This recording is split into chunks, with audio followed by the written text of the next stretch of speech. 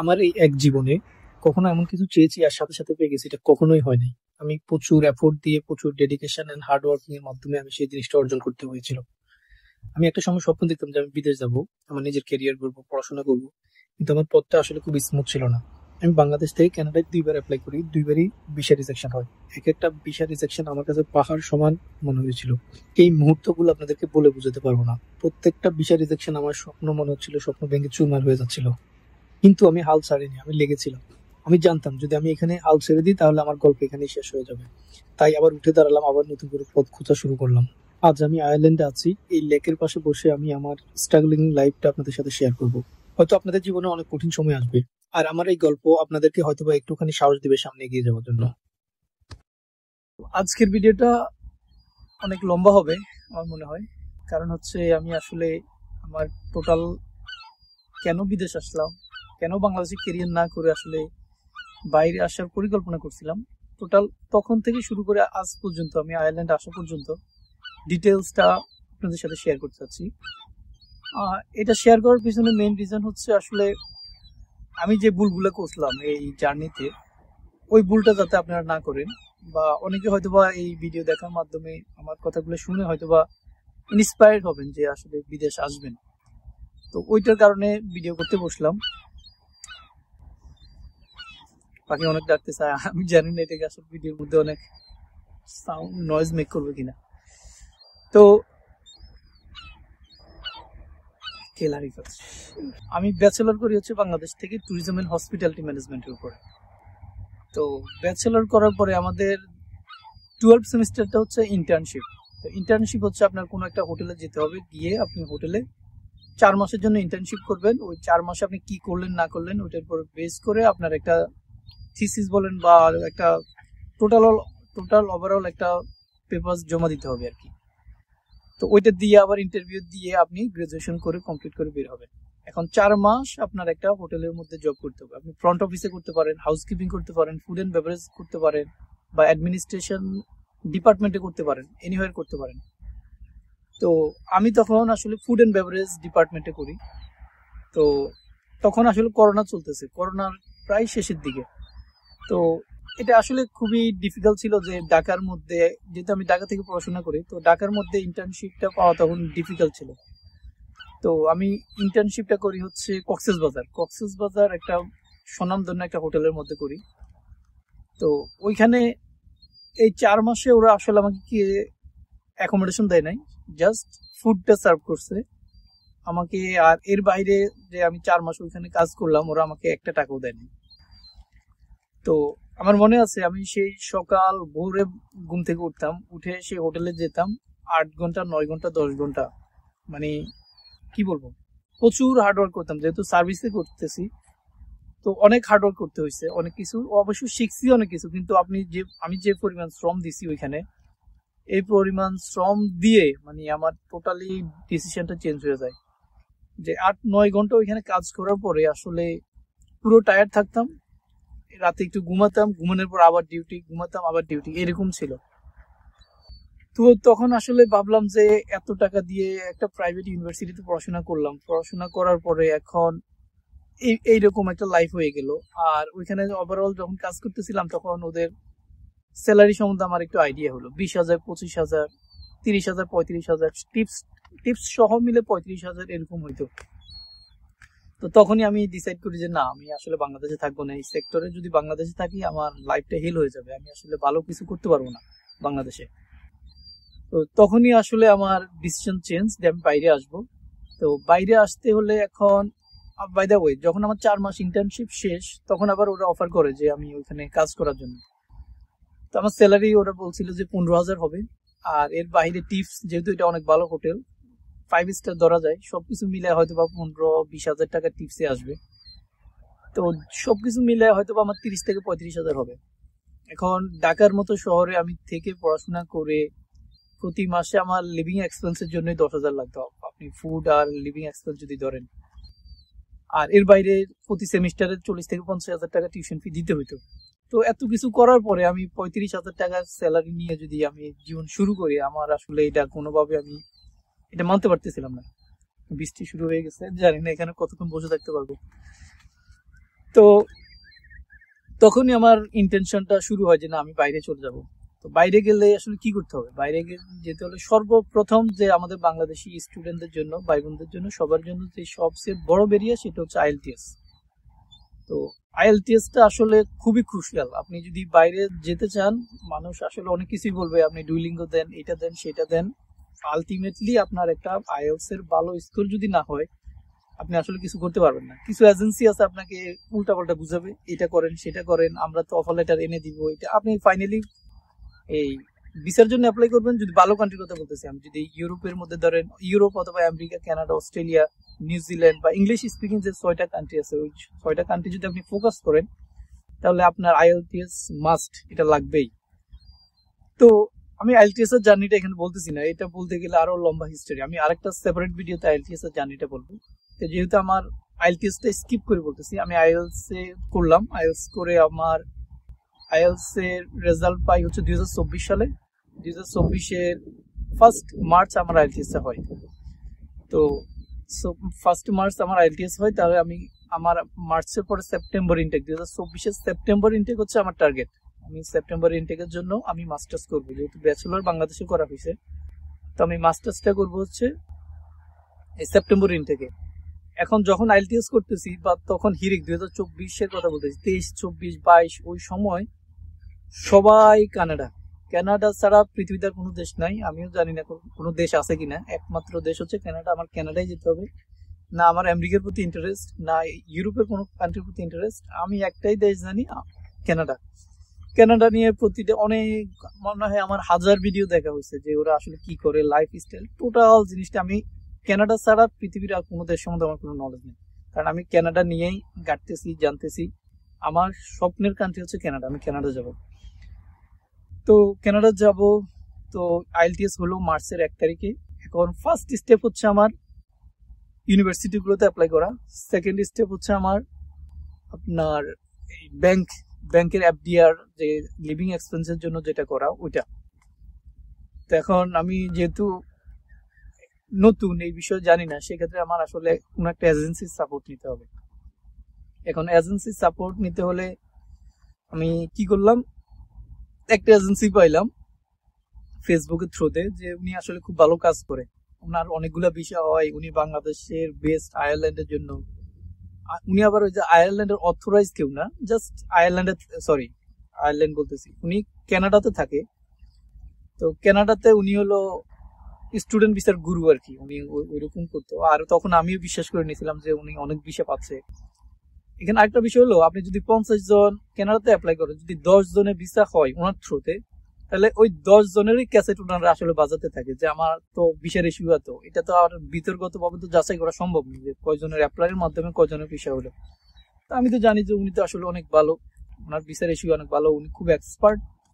তো ওই এক্সপার্টের কাছে গেলাম, ওনার একটা 30 মিনিটের জন্য ওনার একটা ইন্টারভিউ, আমি ওনার সাথে একটা ইন্টারভিউ করি, ওইটার জন্য মনে হয় 2000 পে করে আমি কয়েকটা ইউনিভার্সিটি ওনাকে সিলেক্ট করে দেই যে আমি এই ইউনিভার্সিটি গুলোতে যাব।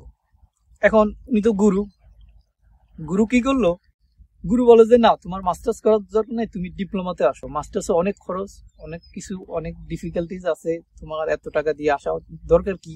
তুমি এখানে আসবা, ইনকাম করবা, একটা ডিগ্রি হলো, তোমার এত কিছুর দরকার নেই, তুমি ডিপ্লোমাতে আসো। তো দেখেন, আমি ব্যাচেলর করলাম বাংলাদেশে, আমার একাডেমিক স্কোর খুবই ভালো, 3.50 উপরে আছে। তো এর মধ্যে উনি আমাকে ডিপ্লোমা সাজেস্ট করলো। এখন আমি যে ওনাকে যে এই ইউনিভার্সিটি গুলা বলি, না উনি এগুলা না, উনি সিলেক্টিভ যে ইউনিভার্সিটি বা কলেজ গুলা উনি সিলেক্ট করছে, ওইগুলোর মধ্যে থেকে আমাকে নিতে হবে। হ্যাঁ, উনি গুরু মানুষ। আমি ওনাকে যদি কোনো একটা প্রশ্ন করি, আমাকে বলে যে আমি বেশি জানি না, উনি এই লাইনে আছে অনেকদিন, উনি গুরু, উনি সবকিছু জানে। তো গুরু মানুষ কি করবো, আর ওনার বাইরে তো যাওয়া যাবে না। উনি আমাকে কি করলো, ডিপ্লোমা অফার করলো। তাও আমি যেই কলেজে অ্যাপ্লাই করতে চেয়েছিলাম, উনি আমাকে ওই কলেজে আসলে অ্যাপ্লাই করার পারমিশন দেয় নাই। এখানে না দেওয়ার কারণ হচ্ছে, উনি যে কলেজ বা ইউনিভার্সিটি গুলোর সাথে উনি অ্যাফিলিয়েটেড আছে, ওই ইউনিভার্সিটি থেকে যদি অফার লেটার হয়, আমার ভিসা হয়, ওটা থেকে উনি পার্সেন্টেজ পাবে, কমিশন পাবে। তো যার কারণে কি করলো, উনি আসলে আমাকে আর আমার সিলেক্টিভ কলেজগুলা বা আমার প্রেফারেবল কলেজগুলোতে বা ইউনিভার্সিটি গুলোতে না করে, উনি আমাকে একটা কলেজে পোস্ট গ্রাজুয়েট ডিপ্লোমার জন্য অ্যাপ্লাই করতে বললো। ফার্স্ট কাজ ওনাকে দিয়ে শুরু করছি, ওইখানে ভুল করে বসে আছে। আমি যাব হচ্ছে সেপ্টেম্বর ইনটেকে, উনি মেবি জানুয়ারি ইনটেকের জন্য অ্যাপ্লাই করে বসে আছে। পরে আমি যখনই মেল টেল গুলো ভালোভাবে দেখলাম, দেখার পরে দেখলাম যে এটা ভুল। ওনাকে আবার বলার পরে আবার ওই সময় রমজানের ঈদ অথবা কুরবানের ঈদ, দুইটার একটার কারণ আবার বন্ধ, হ্যান তেন, ওদের অফিস কত কাহিনী। আচ্ছা, তো অত কিছু করার পরে আসলে আমার একটা ফেনশো কলেজ, এটা হচ্ছে লন্ডন, অন্টারিওতে লন্ডনে পড়ছে, ওই কলেজে আমার অফার লেটার আসে ওনার থ্রুতে। এই অ্যাপ্লাই করার 2-1 দিন পরে অফার লেটার দিয়ে যায়, যেহেতু উনি অ্যাফিলিয়েটেড আছে, বলছে আইএলস স্কোর আছে, সবকিছু আছে, অফার লেটার হয়ে যায়। আচ্ছা, আমি এদিক দিয়ে অফার লেটারের জন্য কাজ করছি, উনি কাজ করতেছে, আর আমাকে বলছে যে ব্যাংক রেডি করার জন্য। এখন ব্যাংক রেডি বলতে মিনিমাম 30 লক্ষ টাকা আমার লিভিং এক্সপেন্স দেখাতে হবে। 30 লক্ষ টাকা হচ্ছে আমার লিভিং এক্সপেন্স, এটা দেখাতে হবে। এখন আমি হলাম ভাই middle class family, middle class ফ্যামিলির পক্ষে তো এত টাকা ক্যাশ থাকে না। আর অফার লেটার আসার পরে আবার প্রথম সেমিস্টারের টিউশন ফি আমার আবার কানাডাতে দিয়ে দিতে হবে। তো ওইটা আরেকটা সাবজেক্ট। আগে এই এফডিআর নিয়ে একটু বলি। তো এফডিআর করতে হলে এখন বাংলাদেশে এফডিআর কে করে, অনেকগুলোর সাথে কথা বললাম, অনেক চার্জ, প্রায় 15%, 13%, অ্যাডভান্স 5 লক্ষ টাকা রাখতে হবে, তারপরে ওরা এফডিআর দেখাবে, ওই রকম। পরে শেষ পর্যন্ত আমি একটা ব্যাংকে যাই, ব্যাংকে যাওয়ার পরে ওই ব্যাংকের সাথে কথা বলি যে আমি 2টা এফডিআর করবো, 15 লাখ করে, 30 লক্ষ টাকা 2টা এফডিআর করবো। তো 2টা এফডিআর এর মধ্যে এই ওনারা বললো যে যদি আপনি 15 লক্ষ টাকা করে 30 লক্ষ টাকা আমাদের থেকে নিতে চান, আপনার আমাদের এখানে এটা 10% রেখে দিতে হবে। 10% কত? 3 লক্ষ টাকা আপনি আমাদের এখানে জমা দিবেন। জমা দেওয়ার পরে আমরা আমাদের 27 লক্ষ প্লাস আপনার 3 লক্ষ, এই টোটাল 30 লক্ষ টাকার আমরা 2টা এফডিআর করবো। আচ্ছা, এফডিআর করবো। এখন এই 3 লক্ষ টাকা নেওয়ার রিজন হচ্ছে, আমি যদি ওরা আমার নামে এফডিআর করলো, আমার আম্মার নামে বা আমার আব্বার নামে, যার নামে এফডিআরটা করলো, এফডিআর করার পরে ধরেন আমি ওদেরকে আর ওইখানে গেলাম না, টাকাও দিলাম না, ওই জন্য ওরা সিকিউরিটি পারপাস 10%, 3 লক্ষ টাকা ওরা আগেই নিয়ে নিল। তো আমি ওদেরকে 3 লক্ষ দিলাম, 3 লক্ষ দিয়ে এফডিআরটা করলাম, 2টা এফডিআর করি। এখন এফডিআর এর মধ্যে ওরা হচ্ছে এই 9% হচ্ছে ইন্টারেস্ট নিবে। তো ধরেন আমি যদি এই 1 লক্ষ টাকা, একটু বুঝার সুবিধার্থে বলি, আপনি 1 লক্ষ টাকা ব্যাংকে রাখবেন, ব্যাংক আপনাকে 1 লক্ষ টাকা দিবে, সেই ক্ষেত্রে আপনার 9% হারে ওকে লাভ দিয়ে দিতে হবে, অর্থাৎ 1 বছরে আপনার ওকে 9,000 টাকা দিয়ে দিতে হবে 1 লক্ষ টাকায়। এখন এটা যদি আপনি 30 লক্ষ টাকা রাখেন, তাহলে 3 নং 27, 2,70,000 টাকার মতো ওদেরকে ইন্টারেস্ট দিতে হবে। এটা হচ্ছে এফডিআর এর ফার্স্ট স্টেজ। এখন আপনি তো এটা একটু বোঝার ট্রাই করেন, আপনার ব্যাংক আপনাকে 9% হারে এফডিআরটা দিচ্ছে। এখন এফডিআর এর টাকা যেহেতু আপনার অ্যাকাউন্টে আছে, এই টাকাটা তো আপনি নিয়ে নিতে পারতেছেন না, বা ওরা আপনাকে দিয়ে দিল, আপনি লোন নিলেন, 30 লক্ষ টাকা লোন নিলেন। লোন নেওয়ার পরে আমরা কি করি, আবার ব্যাংকেই রেখে দিই। তো ব্যাংক আমাকে যেটা বললো যে আমি ওদেরকে দিতে হবে কত পার্সেন্ট, এই 9% হারে দিতে হবে। আর আমি যে ব্যাংকে টাকাটা রেখে দিছি, আমি যে টাকাটা নেই নাই, আমি যে এটা এফডিআর আকারে রাখছি, তো ব্যাংক আমাকে 6% ইন্টারেস্ট দিবে। এখানে বুঝতে পারছেন তো বিষয়টা? যদি না বুঝেন আমাকে আবার কমেন্টে বলেন, আমি একটু আবার ডিটেলসে বলে দিব। এখন এটা নিয়ে বেশি বলতে গেলে আবার অনেক লম্বা হয়ে যাবে ভিডিও। তো এফডিআর এ তো এখন 6% হচ্ছে আমারে ওরা দিবে, আর ওরা নিবে হচ্ছে 9%, তাহলে এই দুইটার মাঝামাঝি গ্যাপ থাকে কত পার্সেন্ট? 3%। এখন এই 3% হচ্ছে ওদের প্রফিট, ওরা এই 3% নিবে। 3% কত? পার লাখে হচ্ছে 3,000 টাকা আসবে হচ্ছে ইয়ারলি। তাহলে আপনার যদি 4 মাস রাখেন, তাহলে ওইটা ক্যালকুলেট করে যা আসে, 6 মাস রাখলে ক্যালকুলেট করে যা আসে, হাফ হাফ হয়ে যাবে আর কি। তো এটার জন্য প্রথমে যখন করবেন 7,000 টাকা এই এক্সচেঞ্জ ডিউটি, এই ডিউটি সেই ডিউটি, ওপেনিং অ্যাকাউন্ট, এটা সেটা সবকিছু মিলে আমি ওদেরকে মেবি 3,10,000 বা 15,000 টাকা দিই। দেওয়ার পরে আমার ওই মার্চেই আমি এফডিআরটা করে ফেলি। এফডিআর করার পরে এটা তো ম্যাচুরিটি হওয়া লাগবে। এখন ওই যে গুরুতে বলে যে এত ম্যাচুরিটি লাগে না, আমার 1 মাসের এফডিআর ভিসা হয়ে গেছে, 2 মাসের হয়ে যায়, 3 মাসের হয়ে যায়। গুরু মানুষ বলে, এখন তো বিশ্বাস করা ছাড়া আসলে কিছু করারও নাই। তো গুরু বললো করে ফেললাম। আগে থেকে আমাকে না করছে, যখন আইএলস দিচ্ছি তখন তো আমি মাঝে মধ্যে ফেসবুকে পাই আমি আগে থেকে করতে যাচ্ছি, তোমার দরকার কি আগে করার, তখন পরে করো, এগুলো বলে। তো আইএলস স্কোর আসলো, তখন এফডিএটা করলাম। আপনারা যারা আইএলস এর প্রিপারেশন নিচ্ছেন, যদি টাইম সেভ করতে চান, সেই ক্ষেত্রে যদি আপনার ডাইহার্ড যে আমি বিদেশ আসবোই, এফডিএটা আইএলটিএস প্রিপারেশনের সময় করে ফেলবেন, তাহলে আপনার টাইমটা সেভ হবে আর ম্যাচুরিটি নিয়ে ইস্যু হবে না। তো আমার তো অফার লেটার আসলো, এখন অফার লেটারের জন্য কি করতে হবে, যে এক সেমিস্টারের টিউশন ফি কানাডাতে পাঠিয়ে দিতে হবে। তখন 2024-24 এই জুন, মে, মার্চ, এপ্রিলের দিকে বা মের দিকে আমি কি করলাম, ব্যাংকে গেলাম, যে আমার তো ব্যাংকের থ্রুতে টাকাটা দিতে হবে। এখন ওই সময়টাতে আপনাদের মনে আছে কিনা আমি জানি না, মোটামুটি বাংলাদেশের ব্যাংকগুলোতে অ্যাকাউন্ট খুলে ডলার পাঠানো, ডলার ক্রাইসিস শুরু হচ্ছে, আস্তে আস্তে শুরু হচ্ছে। যাই হোক, গেলাম, গিয়ে একটা অ্যাকাউন্ট করলাম, অ্যাকাউন্ট খুলতেই 9,000 টাকা নিল আমার থেকে। এই স্টুডেন্ট অ্যাকাউন্ট খুলতে, ব্যাংকে স্টুডেন্ট অ্যাকাউন্ট খুলে ওই অ্যাকাউন্টের থ্রুতে আমি টাকা পাঠাই। তো ওইটার জন্য ওরা 9,000 নিল। আর মার্কেটে ধরেন যদি ডলার ফর এক্সাম্পল 110 টাকা থাকে, ওরা হয়তো বা 112 টাকা 13 টাকা নিল। টাকা তো পাঠাইতে হবে, বিকল্প তো কোনো অপশন নাই। অন্য বইতে পাঠাইলে আবার যদি ভিসাতে সমস্যা হয়, যে সোর্স অফ ইনকাম এটা কিভাবে আসলো, আরো ঝামেলা আছে। সো ব্যাংকের থ্রুতে টাকাটা দিলাম, এক সেমিস্টারের টিউশন ফি দিয়ে দিলাম, কানাডাতে পাঠিয়ে দিলাম। কানাডাতে পাঠানোর পরে কানাডার কলেজ, ফ্রেন্ডশো কলেজ আবার আমাকে ওই স্টেটমেন্টটা দিয়ে দেয় যে ওরা টাকা রিসিভ করছে। আমার একটা পোর্টাল হয়, ওই পোর্টালের ভিতরে আমার সাবজেক্ট, আমি কোন ইনটেকে আসতেছি, কত টাকা আমি অলরেডি আমার অ্যাকাউন্টে আছে, মানে স্টুডেন্ট অ্যাকাউন্ট কানাডার ওই কলেজের অ্যাকাউন্টের মধ্যে আছে, ওগুলো আমি সব দেখতে পারতাম, আমার অ্যাক্সেস ছিল ওইটাতে। তো যাক, এগুলো হলো। এদিক দিয়া গুরু তো বিশাল লিস্ট ধরে দিছে, চেক লিস্ট, এগুলা সব দিতে হবে আমাকে। ও কি করলো, আমার যত ফ্যামিলিতে যত জায়গা জমি আছে, কোথায় কোন শত কি আছে না আছে, হ্যান ত্যান পুঙ্খানুপুঙ্খু আমার থেকে এই জিনিসগুলো নেওয়া শুরু করলো। না মানে আমাকে লিস্ট দিল, বিশাল লিস্ট। ওই লিস্টের মধ্যে আমি একটা একটা একটা একটা একটা একটা করে একটা জিনিস 2বার 3বার চেক করে করে করে করে আমি ওইগুলো বসানো শুরু করলাম। বসাতে বসাতে এগুলো নিয়ে আমি আমার পেপারস গুলো যাতে ভুল না হয়, 6-7 দিন আমি যত দলিল পত্র কাগজপত্র আছে সবগুলো আমি এইভাবে করে করে করে করে আমি ওকে দিলাম। এখন গুরুকে দেওয়ার পরে গুরু কি করলো, গুরু আর এগুলো নিল না। এগুলো না নিয়ে গুরু বলতেছে যে গুরু নিজের মতো করে পেপার বানাবে, এই আমার এই ফাইন্যান্সিয়াল পেপার বানাবে, যে আমার ঢাকাতে বাড়ি আছে, 5 তলা বিল্ডিং বাড়ি আছে, আমার এই আছে সেই আছে, এইগুলো নিয়ে পেপারস বানাবো। তো গুরু, তুমি যে আমার এই পেপারস গুলো এইভাবে বানাবা, তাহলে আমার দলিল কত কত জায়গা আছে, কত ডিসিম আছে, এগুলা নিয়ে এত খাটে লেখেন। আমার প্রশ্ন হলো ওইটা। তো গুরু কিন্তু আমাকে অনেকবার আয়ারল্যান্ড আসার পরে অনেক এক্সপিরিয়েন্স করে আমার থেকে ইন্টারভিউ নিতে চাইলো, ওর প্রমোশনের জন্য আর কি। তো আমি আসলে সাই দেই নাই আর কি। গুরু হয়তো ভিডিওটা দেখতেও পারে, আই ডোন্ট কেয়ার। আমার অনেক ক্ষতি করছে, যদি আমি ওনাকে এখনো নাম বলতেছি না।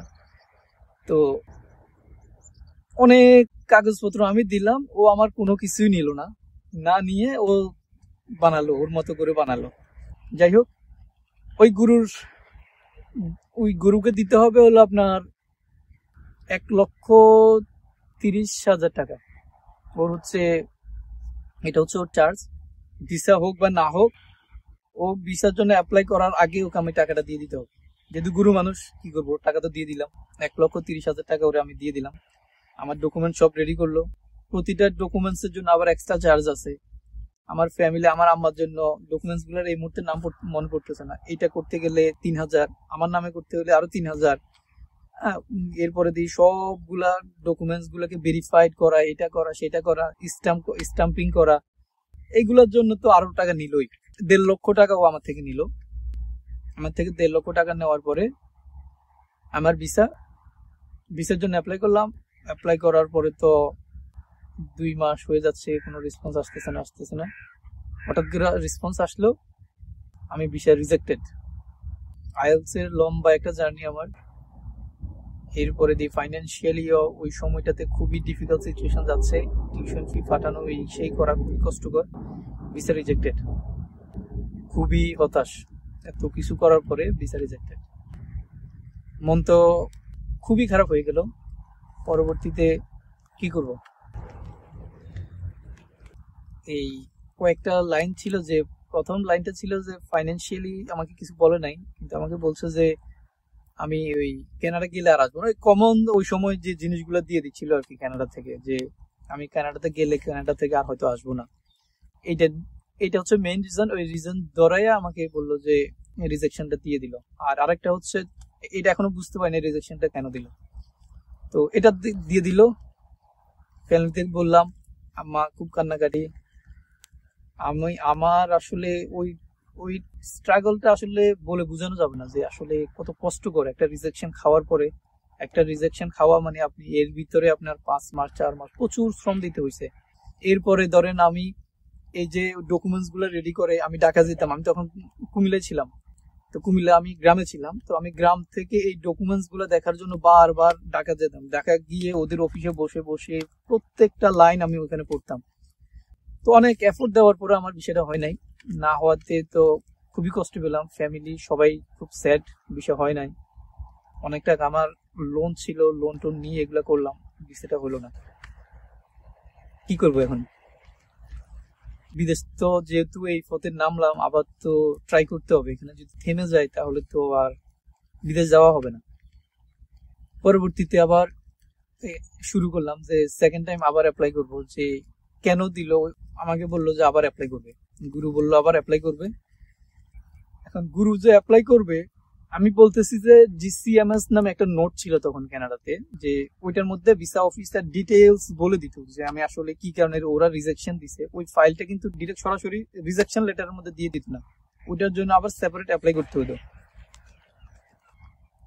তো সেপারেটলি আমি কি ওই গুরু আবার দিচ্ছে না, গুরু তো বলতেছে যে এটা লাগবেই না, ও তো খুব এক্সপার্ট, এটা লাগবে না। ওইটা ছাড়াই আমার ভিসা হবে, এই সেকেন্ড টাইম অ্যাপ্লাই করলে ভিসা হবে আমার। তো যাক, আমি তো ওরে এখন ফোর্স করতে পারি না, বা ও যেহেতু বারবার না করতেছে, আমি যদি হ্যাঁ হ্যাঁ এটা করতেই হবে, ওটা তো সম্ভব না। পরে আমি কি করলাম, যে আমি ওই অ্যাপ্লিকেশন নাম্বার এগুলোর থ্রুতে কানাডাতে আমার একটা পরিচিত ভাইয়া ছিল, ওই ভাইয়ের মাধ্যমে আমি ওনার অ্যাড্রেসটা ইউজ করি, ওনার কার্ড ইউজ করে আমি জিসিএমএস নোটের জন্য অ্যাপ্লাই করি। ওইটার জন্য মনে হয় $5 কি কত লাগে জানি, ক্যানাডিয়ান ডলার। পরে আমি ওইটা ভাইয়াকে দিয়ে দেই বিকাশে, ওনার ফ্যামিলিকে দিয়ে দেই বাংলাদেশে। দেওয়ার পরে আমি জিসিএমএস নোটটা পেলাম। জিসিএমএস নোটের মধ্যে যেটা পাইছি, আমার অলওয়েজ মাথার মধ্যে এটাই ঘুরতো যে আমার রিজেকশন দিলে এটার কারণে দিবে। সেটা হচ্ছে, বিষয়টা একটু বুঝেন আপনারা। আমি ব্যাচেলর করলাম হচ্ছে বাংলাদেশে, আমার একাডেমিক স্কোর খুব ভালো, IELTS 6.5, no band less than 6, that's okay. আমি অ্যাপ্লাই করলাম কিসের জন্য? পোস্ট গ্রাজুয়েট ডিপ্লোমার জন্য। এখন এই ডিপ্লোমা আমি যখন অফার লেটার পাই, আমি অফার লেটার পাওয়ার পরে যে ওদের কলেজের ডিটেলস এর মধ্যে গিয়ে দেখি যে এটার যারা এই সাবজেক্ট পড়াশোনা করে বের হবে তারা হবে ধরেন আপনার এই সুপারভাইজার বা অ্যাসিস্ট্যান্ট ম্যানেজার এই টাইপের।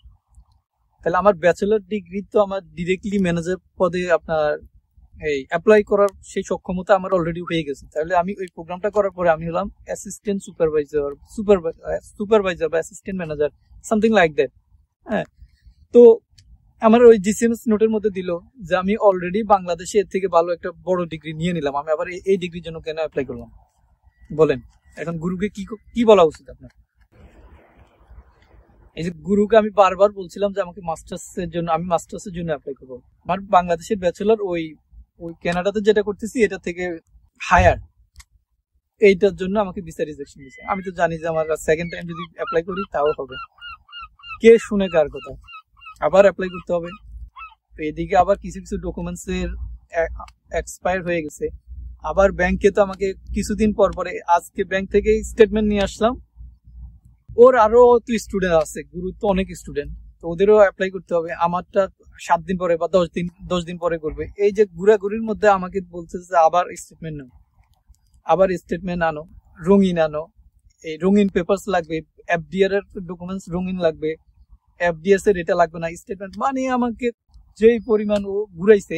একটা স্টেটমেন্ট আমি 3-4 বার হইছে, আমি সেই কুমিল্লা যেতাম, কুমিল্লা গিয়ে স্টেটমেন্ট গুলো নিয়ে আসতে হইতো, মাঝে মাঝে আমাকে নিয়ে যেতে হতো, যেহেতু আমার সকল ডকুমেন্টস আমার আম্মাকে দিয়ে করা। তো আমাকেও এই বয়সেও আসলে ওনাকে এতটুকু ট্রাভেল করে ওনাকে নিয়ে যেতাম আর কি। তো আমি বললাম যে ভাই, আমাকে তো জিসিএমএস এ কোনো ফাইন্যান্সিয়াল ইস্যু ধরে নাই, আমাকে ধরছে যে আমার এই সাবজেক্টে আমার এই প্রোগ্রামটা হচ্ছে আমি বাংলাদেশে আরো বেটার ডিগ্রি অলরেডি গেইন করে ফেলছি, আমি এটা অ্যাচিভ করে ফেলছি, আপনি এটাতে আমার ভিসা হবে না। তুমি বেশি বুঝো না, আমি আবার এসওপি ঠিক করে লিখবো, এসওপিতে ঠিক করে লিখি আমি এটা তোমার ভিসা হবে, চিন্তা করো না, এটা সেটা, মানে আমাকে দিয়ে আবার ভিসার জন্য অ্যাপ্লাই করাবে। সেকেন্ড টাইম আবার ভিসার জন্য অ্যাপ্লাই করি, আবার সে ভিসা ফি, এইটা সেটা হ্যান ত্যান ডকুমেন্টস এর জন্য আবার টাকা লাগে, এগুলো করলাম। আর আমার যেহেতু কানাডায় যাওয়া লাগবে, আমি আসলে কি করব, কানাডায় যাব। আবার অ্যাপ্লাই করি, অ্যাপ্লাই করার 15-20 দিন পরে আবার রিজেকশন দিয়ে দিল।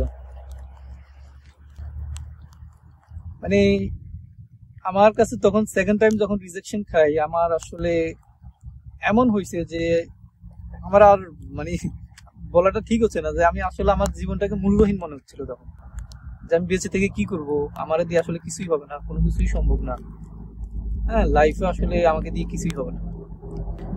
তো এই স্ট্রাগলিং পিরিয়ড গুলো আসলে বলে এক্সপ্লেন করে আসলে বোঝানো খুবই কষ্টকর। এগুলো আসলে যারা এর ভিতর দিয়ে গেছে ওনারাই শুধু বুঝবে, কিন্তু যারা যায় না আসলে ওরা বুঝবেও না। আর এর ভিতরে তো আপনার পারিপার্শ্বিক মানুষ আছেই, ওরা তো আপনাকে কথা শোনাবে। একটা জিনিস কখনোই আপনি যা করেন ভিসা হওয়ার আগ পর্যন্ত কোনো আত্মীয় স্বজন, পাড়া প্রতিবেশী, ফ্রেন্ড সার্কেল কাউকে বলবেন না।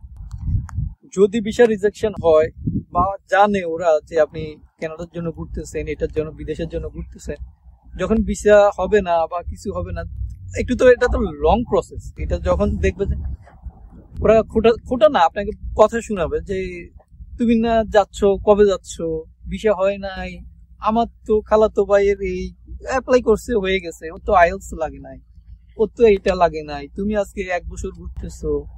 মানে কথা শোনানোর আসলে মানুষের অভাব নাই আসলে আমাদের সোসাইটিতে। তো এরকম তো আশপাশের কথা আছে, একমাত্র আমার ফ্যামিলিতে আমার পরিবারের আব্বা মা, বড় ভাই, ছোট ভাই, কেউই আসলে এই জিনিসগুলো নিয়ে আমাকে কখনো কথা শোনায় নাই। ওনারা বললো যে এটা তো আল্লাহর হাতে, বিদেশ যাবো এটা হচ্ছে আল্লাহর হাতে, কিন্তু যেহেতু অনেক টাকা যাচ্ছে এর পিছনে, ব্যাংকের তো প্রতি মাসে টাকা উঠতেছে, তো ওনারা তো আসলে কষ্ট পাইতো। আম্মা আবারও সেকেন্ড টাইম সেই কান্নাকাটি। আমি আমি কি করবো আসলে বুঝতেছিলাম না, মানে একবারে খুব হতাশ। তো এর মধ্যে আমার আইএলস যখন করি, আমরা 5 জনের একসাথে 5 জনের একটা গ্রুপ হয়ে যায়, খুব ভালো স্ট্রং বন্ডিং হয় আমাদের 5 জনের। আমি ওইটা আইএলস যখন একটা ভিডিও করবো ওটাতে বলে দিব। তো ওইটার মধ্যে আমি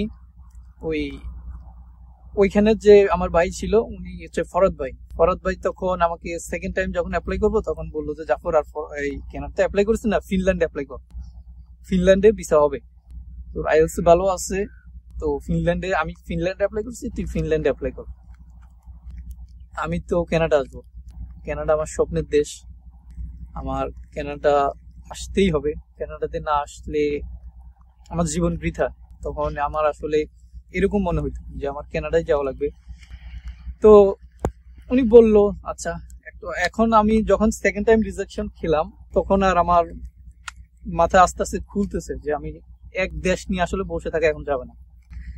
তখন কানাডাতে প্রত্যেকটা অ্যাপ্লিকেশনের জন্য আপনি ইউনিভার্সিটিতে অ্যাপ্লাই করবেন 10 থেকে 15,000 টাকা লাগবে। আপনি কলেজে করেন, যেখানেই করেন, ওদের অ্যাপ্লিকেশন ফি, আপনি স্টুডেন্ট হিসেবে অ্যাপ্লাই করবেন, অ্যাপ্লিকেশন ফি আছে ওদের, আপনার অ্যাপ্লাই করলে দিতে হবে। সেকেন্ড টাইম রিজেকশন আসলো, তখন তো আর আমি ডিপ্লোমার জন্য অ্যাপ্লাই করবো না, আমি হচ্ছে মাস্টার্স প্রোগ্রামে অ্যাপ্লাই করবো।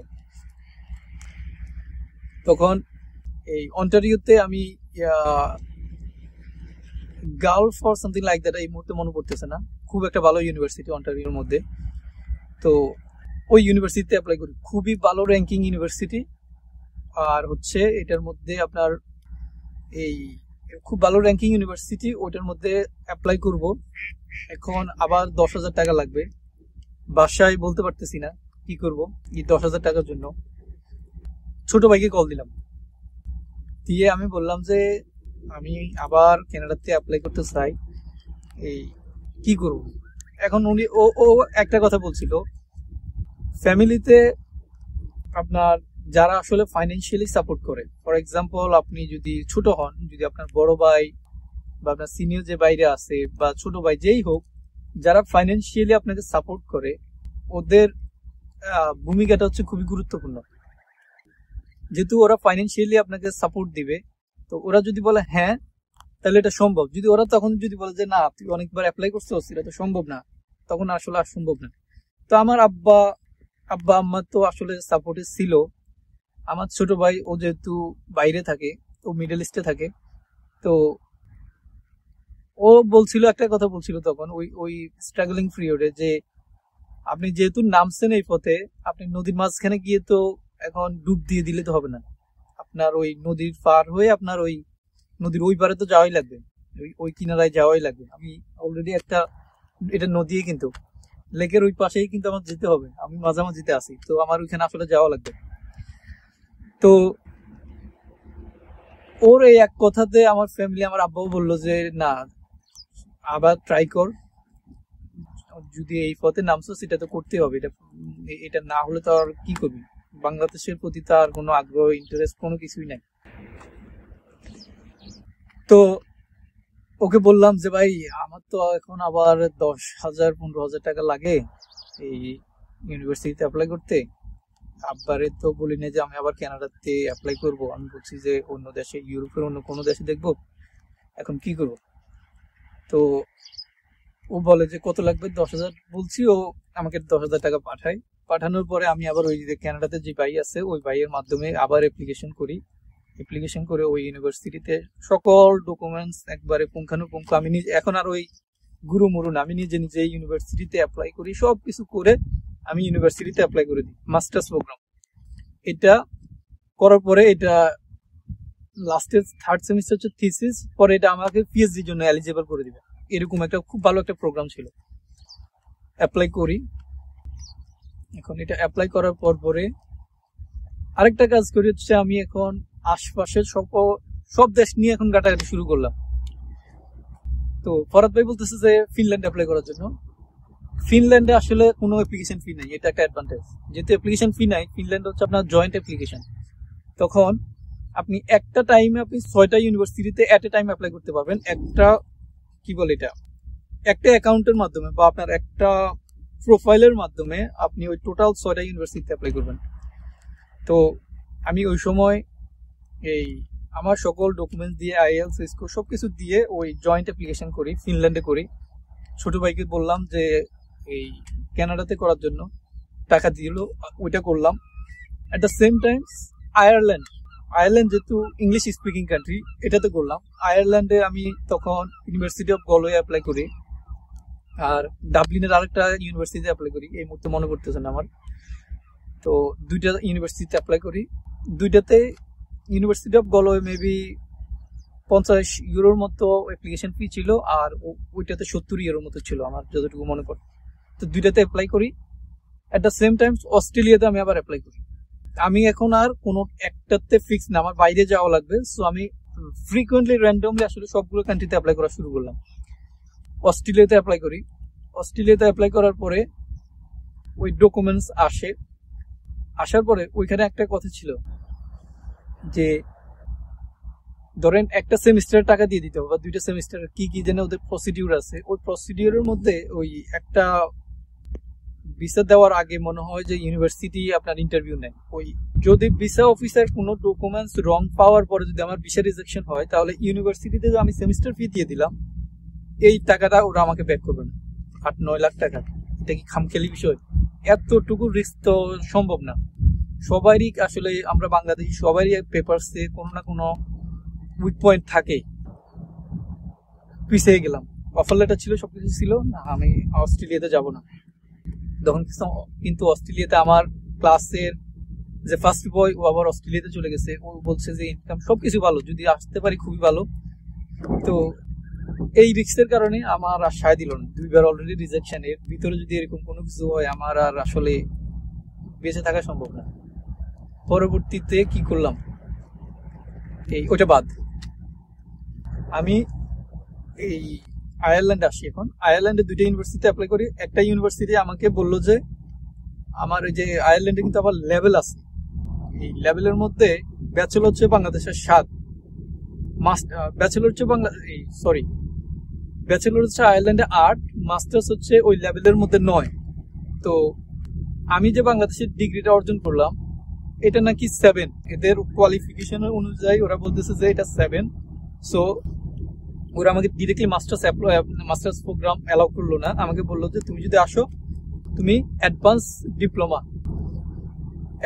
ডিপ্লোমা করবা, ওটার লেভেল হচ্ছে 8 যখন কমপ্লিট করবা তখন তুমি মাস্টার্সের জন্য এলিজিবল, তখন তুমি 9 জন্য অ্যাপ্লাই করবা, মানে লেভেল 9 হচ্ছে মাস্টার্স। আমি তো ভাই আর ডিপ্লোমাতে যাবই না। আমি ওই অফার লেটার মধ্যে বলছি যে ওরা আমাকে এই ডিপ্লোমার জন্য অফার লেটার দিবে যদি আমি চাই, আমি বলছি যে না ওইটা বাদ। ইউনিভার্সিটি অফ গলওয়ে আমি ইন্টারভিউ দিলাম, ইন্টারভিউ দেওয়ার পরে দিয়ে ওদের সাথে প্রায় 30-35 মিনিট আমার ইন্টারভিউ হয়। ওরা সবাই খুব ফ্রেন্ডলি ছিল। দেওয়ার পরে ওরা আমাকে অফার লেটার সাজেস্ট করে মাস্টার্স প্রোগ্রাম। তো আয়ারল্যান্ডে আসলে আপনারা বাংলাদেশিরা এই জিনিসটা ফেস করবেন। সো যাদের এরকম হয় আপনারা একটা সিলেক্টিভ ইউনিভার্সিটিতে অ্যাপ্লাই না করে অনেকগুলো ইউনিভার্সিটিতে অ্যাপ্লাই করেন। কেউ আপনাকে মাস্টার্স দিবে, কেউ আবার 8 ধরায় দিবে যারা ব্যাচেলর অলরেডি ডান বাংলাদেশে। আর যারা এইচএসসি করছেন তারা তো ডিরেক্টলি ব্যাচেলর পাবেনি। হ্যালো, তো আপনাদের সাথে যেটা শেয়ার করতেছিলাম, যারা আয়ারল্যান্ডে আসবেন তারা একটা মাস্টার্স, স্পেশালি মাস্টার্সের জন্য যারা আসবেন বা অ্যাপ্লাই করবেন, তারা জাস্ট একটা ইউনিভার্সিটিতে না অ্যাপ্লাই করে আপনার যে ভালো ভালো র্যাঙ্কিং ইউনিভার্সিটিগুলো আছে ওই ইউনিভার্সিটিগুলোতে অ্যাপ্লাই করবেন। বাই দ্য ওয়ে, এখানে একটা কথা আয়ারল্যান্ড নিয়ে এটাকে বলে নিই, ভিডিওটা অনেক লম্বা হয়ে যাচ্ছে আমি জানি, আমার জাস্ট এটা একটা ডকুমেন্টারি হিসেবে আমি রেখে দিব। এটার কারণে আসলে আমি ভিডিওটা করা, যারা দেখবেন তারা তো জানলেনই। তো সেটা হচ্ছে যে আপনার যত ভালো র্যাঙ্কিং ইউনিভার্সিটিতে আপনার অফার লেটার হবে তত বেশি চান্স থাকবে আপনার ভিসা হওয়ার। আর যদি আপনি নর্মাল কোনো ইউনিভার্সিটিতে, কোনো একটা কাউন্ট্রির একটা ছোটখাটো ইউনিভার্সিটি হয়, সেক্ষেত্রে ভিসা রেশিওটা বা ভিসা হওয়ার চান্সটা তত একটু কমবে। এটা আমার ওভারঅল এক্সপিরিয়েন্স থেকে বললাম। তো সবসময় ট্রাই করবেন যে ভালো ভালো যে আয়ারল্যান্ডের যে মেগা সিটিগুলো আছে ওই সিটির মধ্যে যেটা বেস্ট ইউনিভার্সিটি, ওই ইউনিভার্সিটি থেকে যাতে আপনার অফার লেটারটা আসে। তো এটা যেহেতু অফার লেটার আসবে ভালো ইউনিভার্সিটি, বেস্ট ইউনিভার্সিটি, আপনার টিউশন ফিও কিন্তু অনেক হাই হবে। তো এটা আসলে কনসিডার করতে হবে, কিছু করার নেই। তো এটা মাথায় রাখবেন। তো সবাইকে বলবো যে অনেকগুলো ইউনিভার্সিটিতে অ্যাপ্লাই করলেন, অ্যাপ্লাই করার পরে দিয়ে হয়তো অনেকে ব্যাচেলর, অনেকে এই গ্রাজুয়েট ডিপ্লোমা, অনেকে মাস্টার্স, দুইটাই সাজেস্ট করবে। তো আপনি মাস্টার্সটা করাই বেস্ট, কারণ আপনি সিমিলার টাকা দিয়ে যদি মাস্টার্স করতে পারেন, আবার যদি এই অ্যাডভান্স ডিপ্লোমা করেন আবার মাস্টার্স করেন 2 বছর, 1 বছর লাইফের অনেক ইম্পর্টেন্ট। তো এটার জন্য আপনারা যেটা করবেন যে সবগুলোতে অ্যাপ্লাই করলেন, অ্যাপ্লাই করার পরে বলবো আচ্ছা যাই হোক, আমার কথাতে আসি। তো আমার university of Galway offer letter হয়ে গেল। তারপরে আমি ওইদিকে আবার কানাডাতে আর একটা ইউনিভার্সিটি অ্যাপ্লাই করলাম, ওইটার অফার লেটার হয়ে গেল।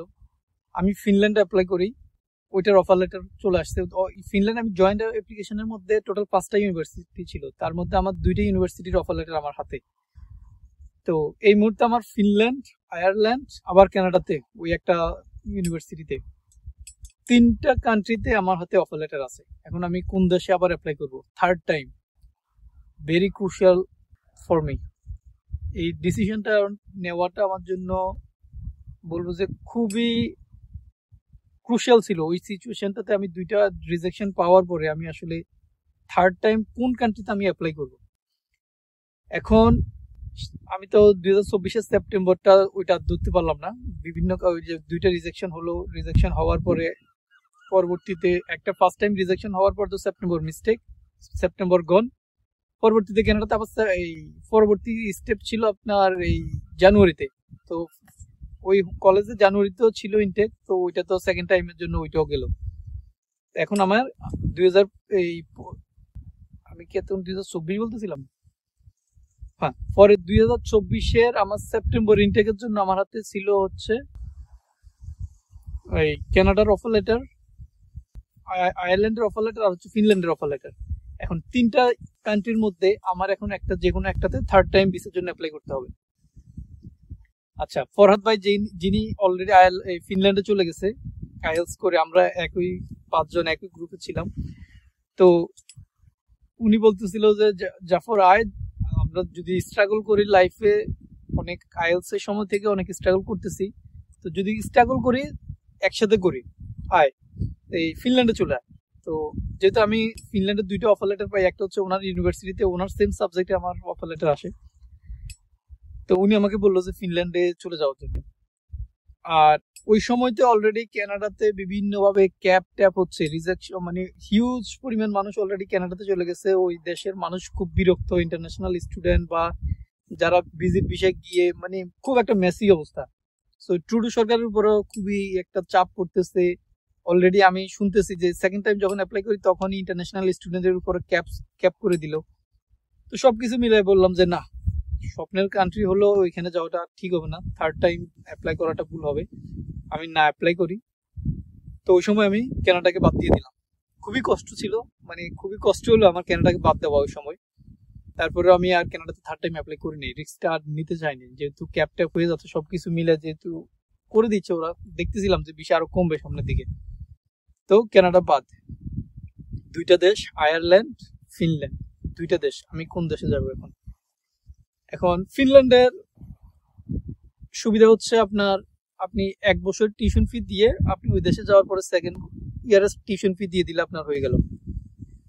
আর আরেকটা সবচাইতে ইম্পর্টেন্ট বিষয় হচ্ছে, ফিনল্যান্ডে আপনার অফার লেটার আসা মানে হচ্ছে আপনার ভিসা হয়ে যাওয়া। 90%, 99% শিওর যে আপনার ভিসা হবে, কারণ ফিনল্যান্ডে অফার লেটার পাওয়া হচ্ছে খুবই ইম্পর্টেন্ট। আপনার ফিনল্যান্ডের অফার লেটার হওয়া মানে হচ্ছে আপনি ফিনল্যান্ডের ভিসা পাবেন। তো আয়ারল্যান্ডে আনসার্টেন, ভিসা হইতেও পারে নাও হইতে পারে থার্ড টাইম আমার, যেহেতু আমার আরো 2টা রিজেকশন আছে।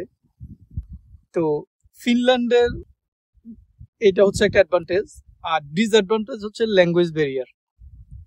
সেকেন্ড হচ্ছে জবের জন্য ফরাদ ভাই অলরেডি ওই সময়টাতে, এখন জব করে ফরাদ ভাই, ওই সময়টাতে ফরাদ ভাই খুব স্ট্রাগল করতেছে, যেহেতু বাংলাদেশ থেকে যা টাকা নিয়ে গেছে এটা শেষ।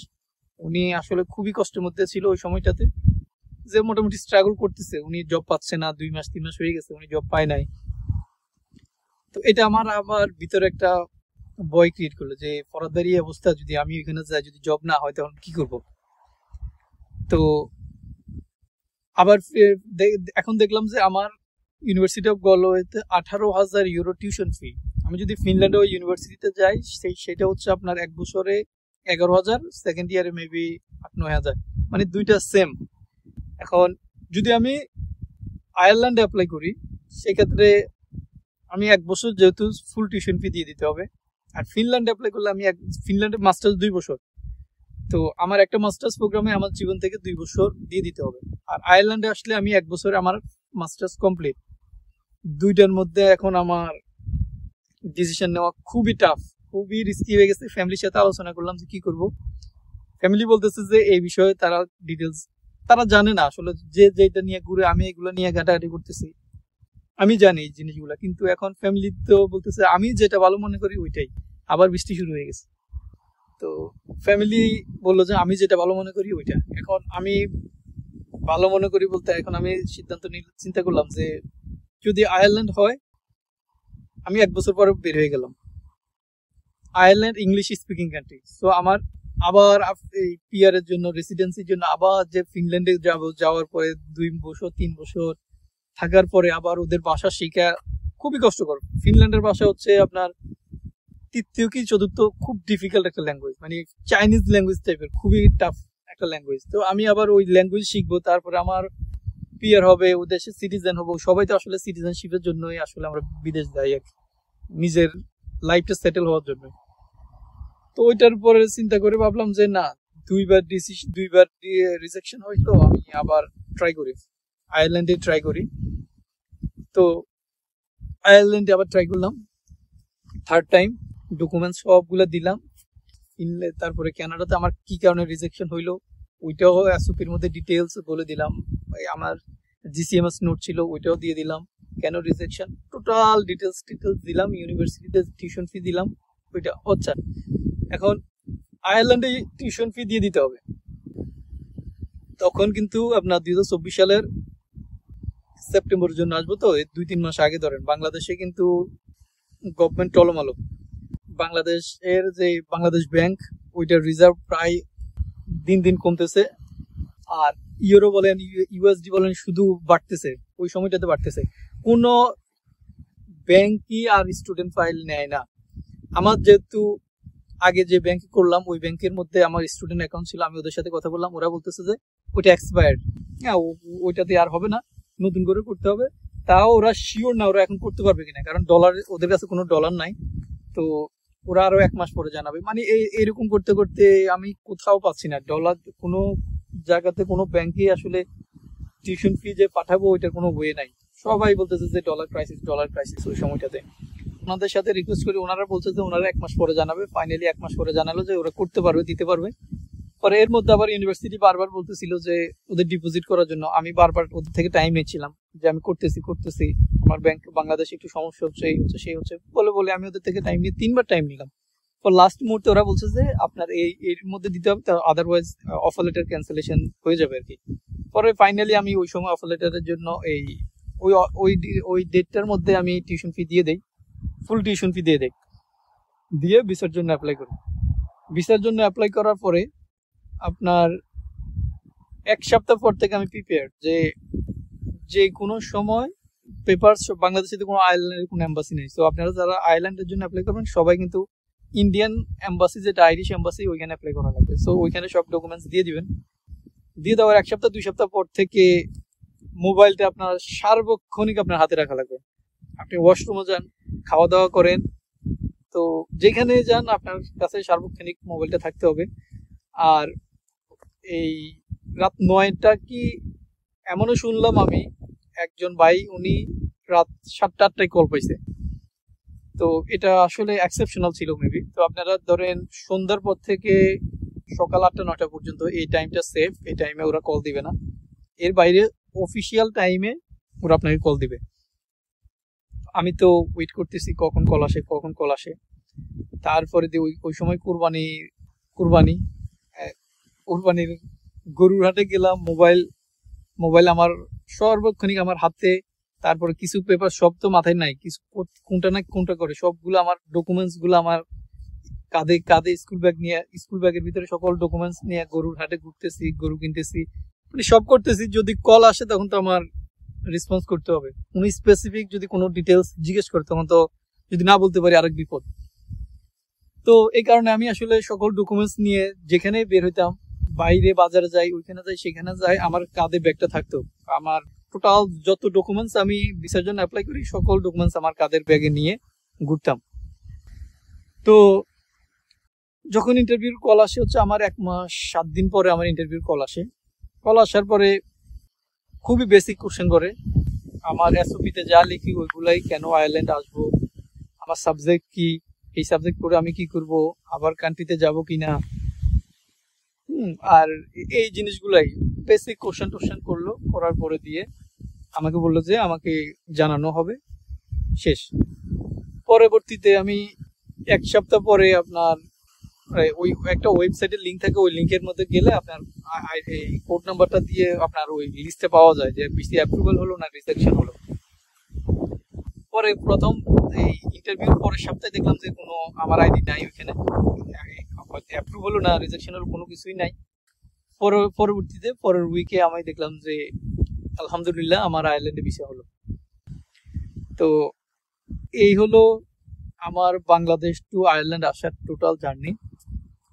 এই জার্নিটা খুবই ডিফিকাল্ট ছিল। প্রত্যেকটা পরতে আমি স্ট্রাগল করতে হয়েছে। আমার এমন কোনো স্টেপ ছিল না যে আমি ধরেন আমার কোনো ব্যারিয়ার নাই যে আমি ইজিলি এই জিনিসটা হয়ে গেছে। আমি সেই আইএলটিএস থেকে শুরু করে প্রত্যেকটা স্টেপে এই ডিফিকাল্টিস ফেস করছি, কিন্তু ধৈর্যের সাথে ফ্যামিলি সাপোর্টে আমি আজকে আয়ারল্যান্ডে চলে আসছি। তো এই জিনিসটা আমি আসলে টোটাল আমার এই এক্সপিরিয়েন্স গুলো শেয়ার করার একটাই উদ্দেশ্য। আমি এগুলো শেয়ার করতেছি মূলত হয়তো কোনো ভাইয়ের কোনো ভাই বা কোনো ভাই বোনের এটা কাজে লাগতে পারে এইটা যে আপনারা হয়তো একবার কোথাও অ্যাপ্লাই করবেন, পরে রিজেকশন আসলো, পরে গিভ আপ করলেন।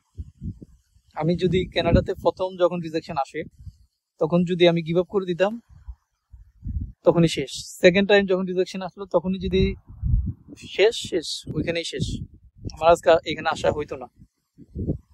বাংলাদেশে আসলে কিছুই নাই। আমাদের মিডল ক্লাস ফ্যামিলি যারা আমরা স্টুডেন্ট, গ্রাজুয়েশন কমপ্লিট করি, ওইখানে আসলে আপনি কোনো কিছুই করতে পারবেন না। সারাটা জীবন আপনি ওইখানে শ্রম দিবেন, কিন্তু কিন্তু তার বিনিময়ে আপনার একটা সিকিউর কোনো লাইফ হবে না। ফাইন্যান্সিয়ালি আপনি কখনোই সলভেন্ট হতে পারবেন না।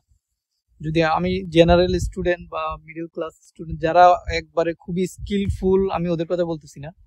যারা মাল্টি ট্যালেন্টেড বা কিছু তো স্টুডেন্ট থাকে যারা খুবই ট্যালেন্টেড, ওদের কথা বলতেছি না। বাট সবারই মোটামুটি আমরা বাংলাদেশে যদি জব করি 30,000, 35,000, 40,000 এই টাকা দিয়ে বর্তমানে আসলে কোনো কিছুই সম্ভব না। লাইফের কোনো নিরাপত্তা নাই। বের হলেন বাসা আসতে পারবেন কিনা তারও কোনো ওয়ারেন্টি গ্যারান্টি নাই। তো সবকিছু মিলে আসলে বাংলাদেশে থাকা উপযুক্ত না বর্তমানে। আমরা সবাই আমি বাংলাদেশে জন্মগ্রহণ করি, ওইখানে আমি 25 বছর ছিলাম।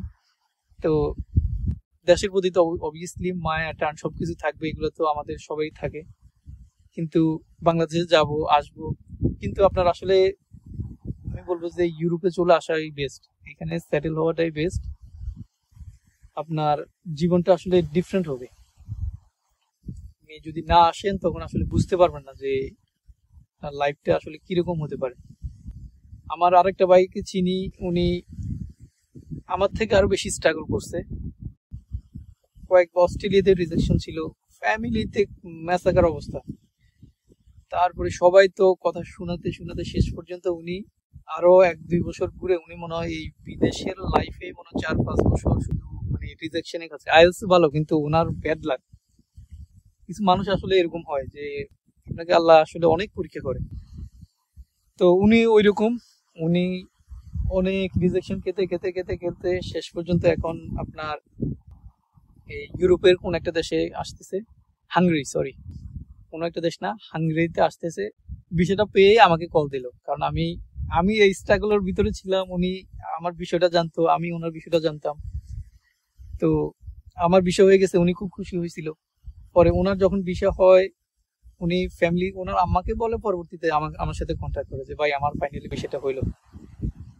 তো আপনি একটা ফ্যামিলির যদি আপনি ইউরোপ আসেন, আমেরিকা আসেন, যেখানেই যান, একজন আসা মানে আপনার ফ্যামিলিকে পুরো চেঞ্জ করে ফেলতে পারবেন। আর এটা শুধু ফ্যামিলিকে বলবো না, আপনার লাইফ স্টাইলটাই পুরোপুরি চেঞ্জ হয়ে যাবে। আর আরেকটা বিষয় হলো, আপনি যদি একবার ইউরোপ আসেন, সেই ক্ষেত্রে আপনি এখানে যখন সিটিজেনশিপ হবে, পিআর হবে, যত কিছুই হবে, হওয়ার পরে কিন্তু আপনি দেশে থাকবেন। আপনার যে ভবিষ্যৎ প্রজন্ম যেটা বলেন, সেটাও কিন্তু একটা সিকিউর লাইফ পাইল। তো সবকিছু মিলে আমি বলবো যে যদি লেগে থাকতে পারেন যেই কোনো কাজ, যেই কোনো বিষয়ে আপনারা লেগে থাকেন, একবার হয় নাই, 2বার হয় নাই, 3বার হয় নাই, 4বারের সময় হবে। কিছু মানুষ 5বারে হয়, হবে না এমন না, কিন্তু হবেই, মাস্ট হবে। আল্লাহ যদি পরীক্ষা করে, আপনার হয়তো ধৈর্যের পরীক্ষা নিচ্ছে। তো এই পরীক্ষায় উত্তীর্ণ হইতে হলে আপনার ধৈর্য লাগবে, ফ্যামিলির সাপোর্ট লাগবে। কাউকে বলা যাবে না আইএলস করতেছেন, ওইটাও কাউকে বলবেন না। ভিসা হইলে তারপরে বলবেন, এর আগে কাউকে বলার দরকার নাই। তো এই হচ্ছে আজকের ভিডিও। কেউ হয়তো এখানে শিক্ষণীয় কিছু পাইতে পারেন, বা হয়তো বা আমার জার্নিটা শুনলেন আর কি। তো যদি আপনাদের কোনো কিছু জানার থাকে আয়ারল্যান্ড বিষয়ে, আমাকে বলবেন, আমি ট্রাই করবো অন্য একটা ভিডিওতে বলার জন্য আর কি। এই ভিডিওটা অনেক লম্বা বলতে এটা হবে মেবি 30, 40, 50 মিনিট হয়ে যাবে, আমি জানি না কত মিনিট হয়। তো কেউ দেখবেন কেউ দেখবেন না, তাও রেকর্ড করে রাখলাম। এই তো, ভালো থাকবেন সবাই, দেখা হচ্ছে অন্য একটা ভিডিওতে। আল্লাহ হাফেজ।